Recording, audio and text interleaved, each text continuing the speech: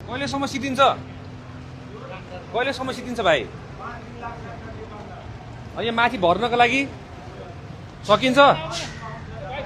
5 दिनमा सकिन्छ? यहाँ बच्चा सच्चा खस्यो भने बर्बाद भयो त। त्यहाँदेखि त्यत्रो फाल्टो रहेछ त्यहाँ उता बार्नु पऱ्यो क्या, यहाँ बार्नु पऱ्यो त्यहाँदेखि हर्लामा गयो भने त मान्छे गयो त।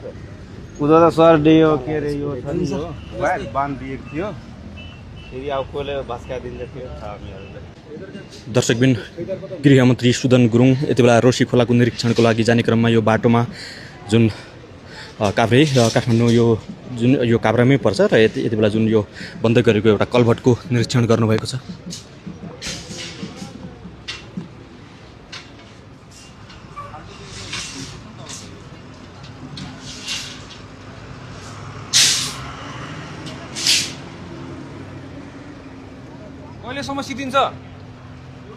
कहिलेसम्म सिद्धिन्छ भाइ? यहाँ माथि भर्नको लागि सकिन्छ? 5 दिनमा सकिन्छ?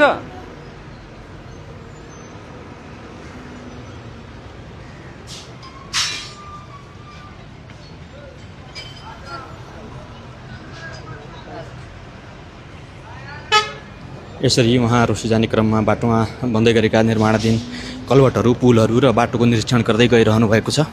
हामी दृश्यमा देखिरहेका छौँ।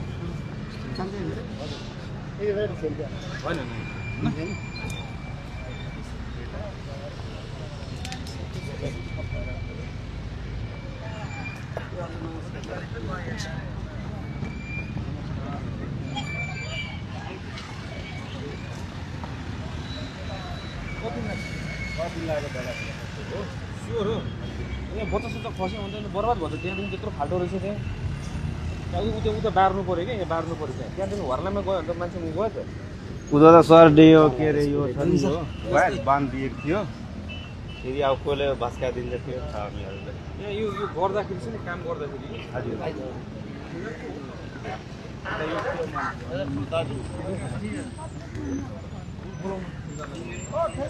करिम का भेज दा, करिम का।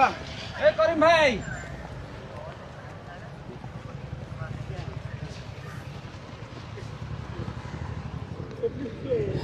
यो काभ्रे प्लान्चोक रोशी जाने क्रममा बाटोमा परेका निर्माणाधीन यी संरचनाहरूको अनुगमन गरिरहनु भएको छ।